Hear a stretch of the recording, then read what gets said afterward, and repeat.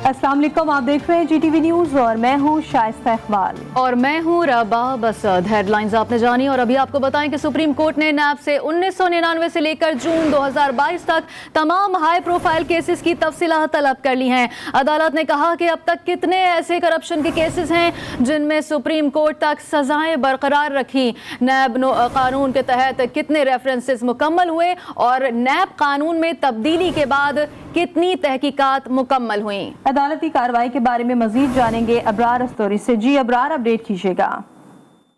जी बिल्कुल, supreme court में नैब तरामीम के खिलाफ इमरान खान की दरख्वास्त पर समाज चीफ जस्टिस पाकिस्तान उमर अता बंजाल की सरबराही में 3 रुकनी बेंच ने की है और इमरान खान के वकील ने दौरान समाअत कहा कि नैब कानून में तब्दीली से बेनामीदार की तारीख इंतहाई मुश्किल बना दी गई है, जबकि नैब कानून से जेर इल्तवा मुकदमात वालों को फायदा पहुंच रहा है। जस्टिस मंजूर अली शाह ने कहा, शेरी की दरख्वास्त पर अदालत पार्लियामेंट का बनाया हुआ कानून कैसे कलअदम करार दे सकती है। वकील ख्वाजा आरिफ ने कहा, अवामी पैसा का मामला हो तो अदालत कानून साजी के कलअदम करार दे सकती है, जबकि दौरान समाज जस्टिस एजाजुल हसन ने कहा, FATF ने हमारे कवानीन में नकाइस की निशानदेही की, कवानीन में बेहतरी के लिए वो मियार अपनाना होगा जो दुनिया भर में अपनाया गया है। क्या नैब तरामीम से जानबूझकर कानून में नकाइस पैदा किए गए? क्या नैब तरामीम मखसूस तबके को फायदा पहुंचाने के लिए की गई हैं? अरबों रुपए की करप्शन के 280 केसेस पहले ही वापस हो चुके हैं। जस्टिस मंसूर अली शाह ने वकील ख्वाजा आरिफ से इस्तफसार करते हुए कहा, क्या आप पार्लियामेंट की बदनीति मंसूख कर रहे हैं? जबकि चीफ जस्टिस पाकिस्तान ने दौरान समाअत कहा, ये हमें अपडेट कर रहे थे, आपका शुक्रिया। और अब बात करेंगे एक ऐसे केस की जिसमें 46 साल के बाद फैसला सुनाया गया है। सुप्रीम कोर्ट ने डेरा इस्माइल खान की रिहायशी खातून जैतून बीबी को 46 साल बाद इंसाफ फराहम करते हुए उनका विरासती हक तस्लीम कर लिया। अदालत ने हाई कोर्ट फैसले के खिलाफ भाइयों की अपील खारिज कर दी। जैतून बीबी के भाइयों ने दावा किया था कि उनकी बहन ने कम उम्री में अपनी जायदाद उनको तोहफे में दी थी।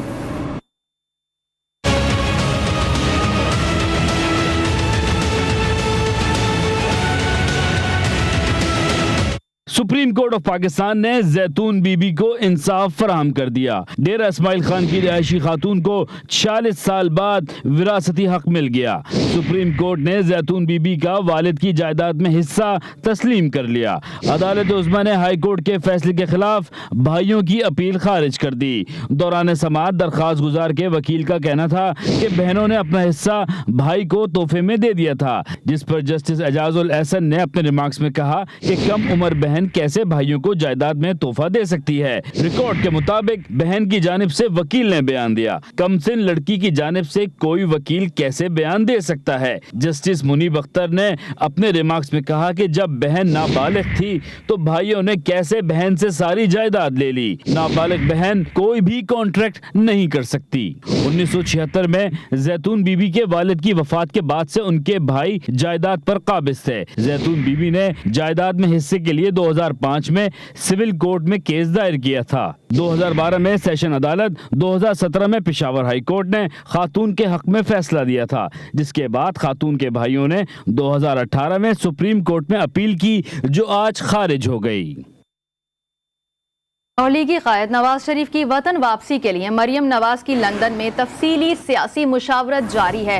पार्टी ज़राए के मुताबिक नवाज शरीफ ने पार्टी का वीडियो लिंक मुशावरती इजलास आज तलब कर लिया है। इजलास में मुल्की सियासी सूरत हाल समेत ज़िमनी इंतखाबात पर मुशावरत की जाएगी। डॉलर में कमी के समरात और पेट्रोलियम मसवाद की कीमतों में मजीद कमी, इंडस्ट्री समेत कारोबार को मुस्तहकम करने के लिए इक़दाम और लॉन्ग मार्च में पार्टी रहनुमाओं को मौसर हिकमत अमली अपनाने की हिदायत जारी की जाएंगी। पीपल्स पार्टी के सीनियर रहनुमा एतजाज एहसन के शरीफ खानदान पर रब्सी गोलाबारी। लाहौर हाई कोर्ट के बाहर मीडिया से गुफ्तगू में उन्होंने कहा कि कोई सोच सकता है कि इमरान खान जमीन पर होगा और नवाज शरीफ अर्श पर होगा। भागा हुआ मफरूर मुजरिम तख्त पर होगा और मरियम नवाज भी उसके पास लंदन पहुंच जाएंगी। पाकिस्तान में माजी के अलावा कोई पेशीन गोई नहीं की था। कोई पेशीन गोई कर सकता था 6 महीने पहले कि सारा बसात उल्टी हुई होगी, इमरान खान ज़मीन पे होगा, नवाज शरीफ तख्त पे होगा। वो भागा हुआ मफरूर मुजरिम तख्त पे बैठा होगा, उसकी बेटी भी वहाँ उसके पास पहुँची होगी और वो उन्हीं एवन फील्ड फ्लैट उन्हीं में से आपके यहाँ मेरा मुंह चढ़ा रहे होंगे कि देख लो हम बैठे कर लो उसको करना है। पाकिस्तान में कोई चीज़ प्रिडिक्ट नहीं की जा सकती। अक़वाम मुत्तहिदा ने पाकिस्तान को आलमी कर्जों में फौरी तौर पर रिलीफ देने की तजवीज़ दे दी है। आलमी तरक्याती प्रोग्राम के सरबराह एकिम स्टेनर ने न्यूयॉर्क में प्रेस कॉन्फ्रेंस करते हुए पाकिस्तान समेत 54 ममालिक को फौरी कर्जों में रिलीफ का मुतालबा किया। उन्होंने कहा कि आलमी बहरानों और कुदरती आफात ने 54 ममालिक को पीछे धकेल दिया है। इन ममालिक में दुनिया के गरीब तरीन अफराद रहते हैं। उनकी ज़रूरियात पूरी करने के लिए ज़रूरी है कि इन ममालिक को कर्जों में रिलीफ दिया जाए।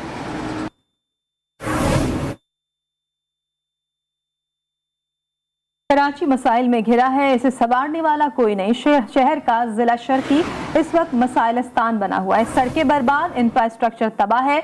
शहर का सबसे अहम डिस्ट्रिक्ट ईस्ट तबाही की दास्तान सुना रहा है। मजीद जानेंगे इस रिपोर्ट में।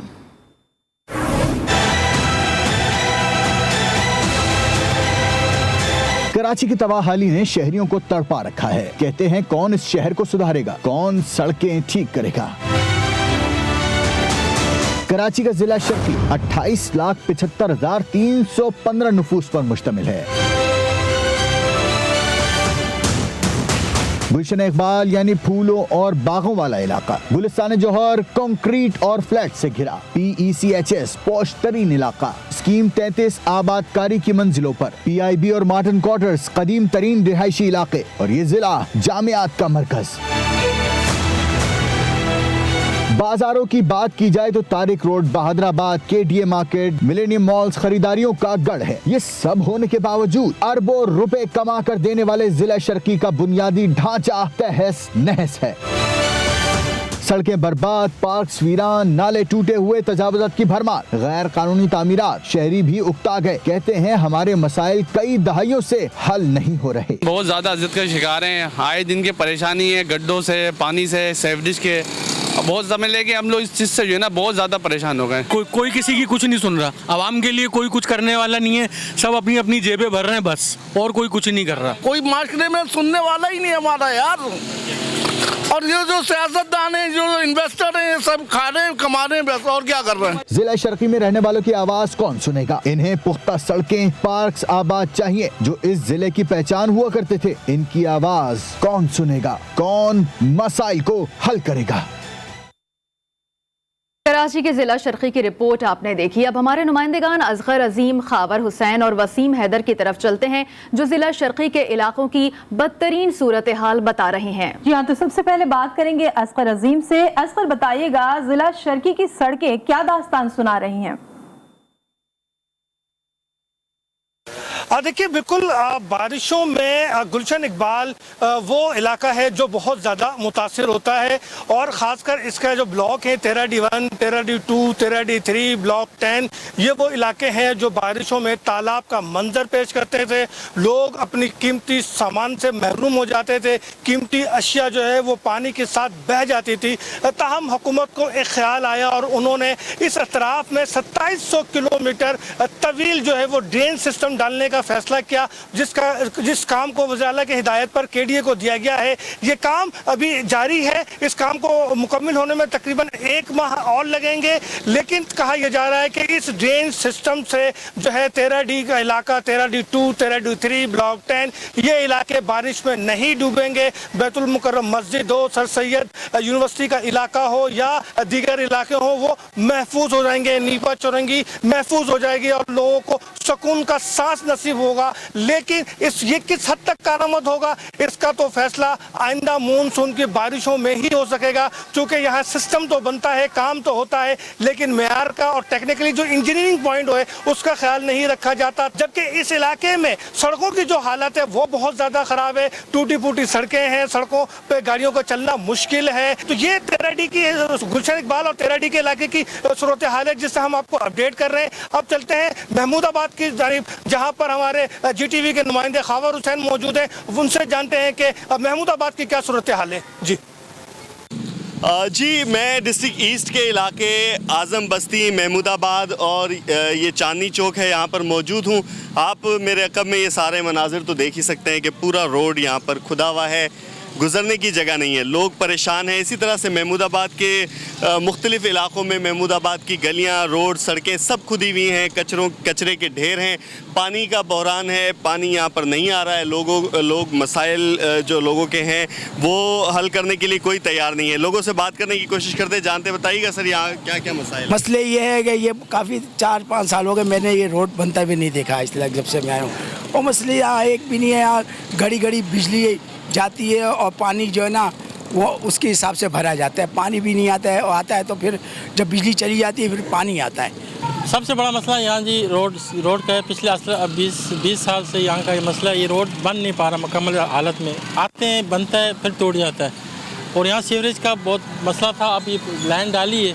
इसके अलावा पानी का मसाइल है और लोड शेडिंग के मसाइल हैं, बहुत सारे मसाइल हैं। और ये इतनी बड़ी आबादी का इलाका है, तमाम कम्यूनिटीज़ के लोग यहाँ रहते हैं। आपने ये देखा, ये आज़म बस्ती चांदनी चौक का इलाका है। इसी तरह से महमूदाबाद की सड़कें भी हमने आपको दिखाई जो विजुअल्स में आपने देखी होंगी। इसी तरह से ये पूरा जो चन्नेसर टाउन बनाया गया है, मुख्तलिफ जगहों पर सड़कें टूटी हुई हैं। ख़ास तौर पर बारिशों के बाद जो सड़कें नहीं बनी थी वो भी दोबारा से टूट फूट का शिकार हो गई हैं। कोई पूछने वाला नहीं है कि ये सड़कें नाक़िस तामीरात की वजह से जो तामीर होती हैं 6 महीने 8 महीने के अंदर दोबारा टूट जाती हैं। कोई ऑडिट नहीं होता, कोई कार्रवाई नहीं होती है उनके ख़िलाफ़ जो इसके ज़िम्मेदार होते हैं। इसके अलावा दीगर मसाइल की तरफ भी निशानदेही की लोगों से जब हमने बात की तो उनका ये कहना था कि पानी का सबसे बड़ा मसला है, कचरे का मसला है, यहाँ पर सफाई सुथराई का मसला है। और जो टूटी हुई सड़कों की वजह से न सिर्फ यहाँ पर जो लोग मुख्तलिफ अमराज का शिकार हो, सारा दिन यहाँ पर धूल उड़ती रहती है, मट्टी उड़ती है। उसके अलावा गाड़ियों का जो नुकसान हो रहा है, और उसके अलावा यहाँ पर जब ट्रैफिक जैम होता है तो इस दौरान जो है वारदातें भी होती हैं, स्ट्रीट क्राइम भी इसकी वजह से बढ़ रहा है। तो हुकूमत को की तरफ उन्होंने तवज्जो मबजूल करवाने की कोशिश की है कि ये फौरी तौर पर इसका नोटिस लिया जाए और इस मसले को हल किया जाए। हम हमारे नुमाइंदे वसीम हैदर जो इस वक्त जहांगीर रोड पर मौजूद हैं, अब उनसे जानते हैं मज़ीद क्या जो सूरत हाल है जहांगीर रोड की, बताएंगे वसीम। जी वसीम। हाँ जी, बहुत शुक्रिया खावर, आपने इलाके की जो सूरत हाल बताई है। ऑलमोस्ट तमाम कराची की यही सूरत हाल है। मैं इस वक्त आपको रिपोर्ट कर रहा हूँ जहांगीर रोड से, जो गुज़िश्ता तकरीबन 1 साल से बदहाली का शिकार है। मेरे कैमरामैन शान आपको दिखाएंगे कि ये गटर का पानी मुसलसल यहाँ जमा है, कई फीट गहरे गड्ढे यहाँ पर मौजूद हैं। ट्रैफिक की रवानी यहाँ पर इतनी ज़्यादा मुतासिर होती है। ये तो मैंने आपको वो सड़क दिखाई है जो गुरु मंदिर से 3 अट्टी की तरफ जाती है। आइए अब मैं आपको दिखाता हूँ जो 3 अट्टी से गुरु मंदिर जो सड़क जाती है उसकी क्या सूरत हाल है। एक बारिश की वो सड़क बनाई है और उसके बाद गड्ढे, गडर और तो और ज़मीन जो है वो रोड जो है वो धंस गई है। अजी देखिए, ये मेरे कैमरामैन आपको दिखाएंगे कि ये वो रोड है जहांगीर रोड की जो 3 अट्टी से जो है वो गुरु मंदिर की तरफ जाती है। धंस चुकी है पूरी रोड।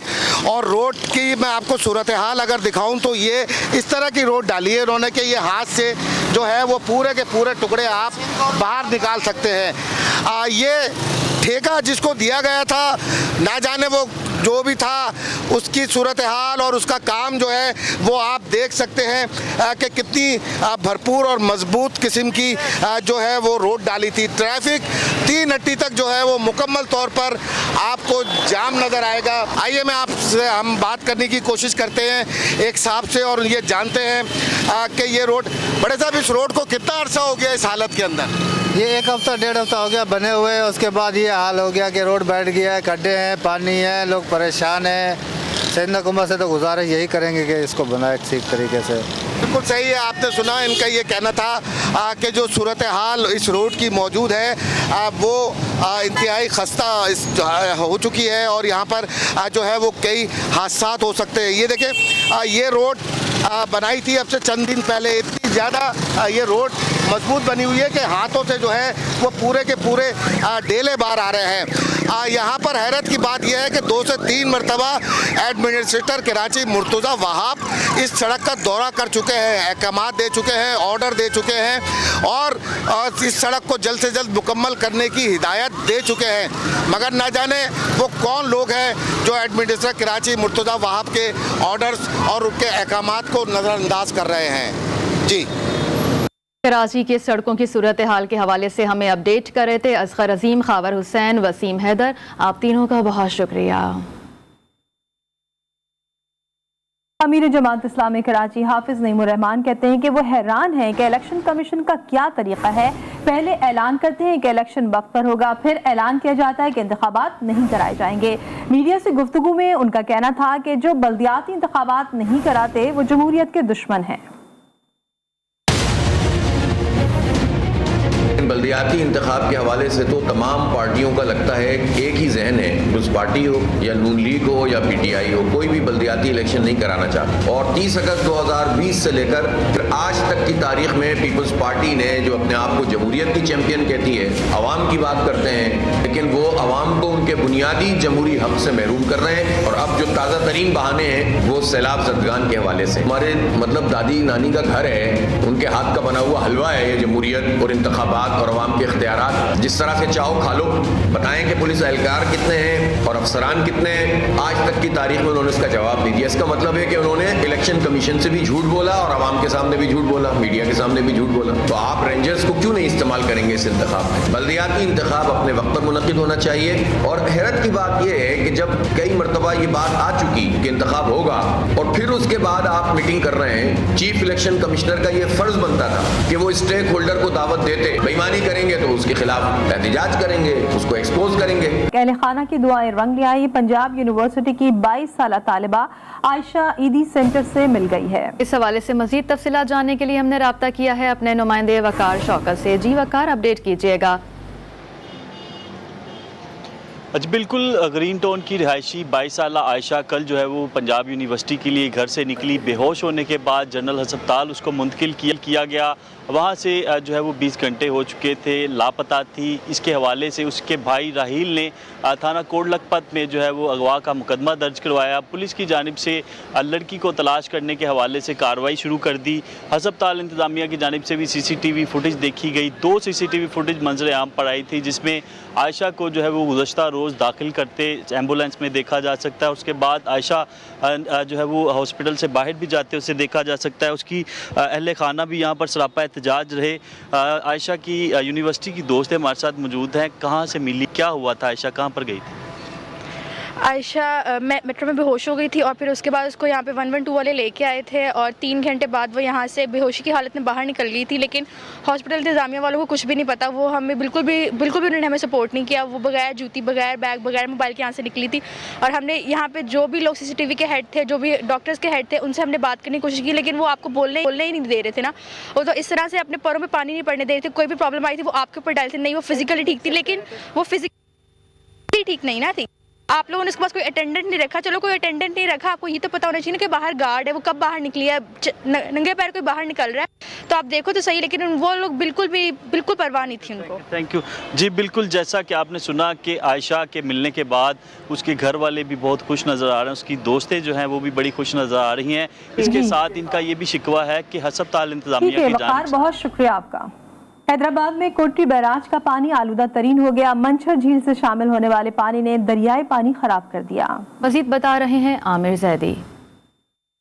जी बिल्कुल, मैं इस वक्त मौजूद हूँ कोटरी बैराज के मकाम पर। दरियाए सिंध के पानी के हवाले से मैं आपको बताता चलूँगा, चीफ इंजीनियर कोटरी की जानिब से एक लेटर अरसाल किया गया है commissioner Jamshoro, deputy commissioner Jamshoro और दीगर महकमों को कि दरियाए सिंध का पानी जो है वो मुज़र सेहत हो चुका है और ये पानी जो है पीने के काबिल नहीं है। जब तक इस पानी की मुकम्मल ट्रीटमेंट नहीं कराई जाती, जब तक ये पानी जो है वो पीने के लिए फ़राम नहीं किया जाए, यहाँ से दरियाए सिंध के मकाम से जो है ठट्टा, जामशोरो, बदीन और दीगर अजला में जो है पानी फराम किया जाता है। इसके अलावा हैदराबाद शहर में जो नहरें निकल रही हैं, अकरमवा नहर है, पनियारी नहर है और दीगर जो नहरें हैं, उनके ज़रिए टंडो मोहम्मद ख़ान में, हैदराबाद शहर में, लतीफ़ाबाद में और दीगर जगह जो है ये यहाँ से पीने का पानी फराम किया जाता है। लेकिन चीफ इंजीनियर की जानिब से लेटर लिखे जाने के बावजूद भी यहाँ पर कोई एक्शन देखने में नहीं आ रहा है। दरिया सिंध का ये जो मकाम है, यहाँ पर मंझर झील का पानी छोड़ा जा रहा है। इसके अलावा जो करीब के इलाके हैं जहाँ बारिश और सैलाब का पानी जमा था, वो पानी भी जो है वो इस दरियाए सिंध में जो है छोड़ा जा रहा है, जिसके बाइस जो है दरियाए सिंध मुकम्मल तौर पर आलूदा हो चुका है। तो मुतल्लिका महकमे जो है कमिश्नर, डिप्टी कमिश्नर और महकमा आपाशी जो है वो इस पर फ़ौरन एक्शन लेते हुए, जो चीफ इंजीनियर की जानिब से ख़त लिखा गया है उस पर फ़ौरन जो है एक्शन लेते हुए महकमा जाती कार्रवाई करे और दरियाए सिंध का पानी जो है इसकी मुकम्मल ट्रीटमेंट करने के बाद जो है लोगों को पीने के लिए यहाँ से सप्लाई किया जाए। जी, एक ब्रेक के बाद हेडलाइन के साथ फिर हाजिर होंगे। देखते रहिए GTV न्यूज़।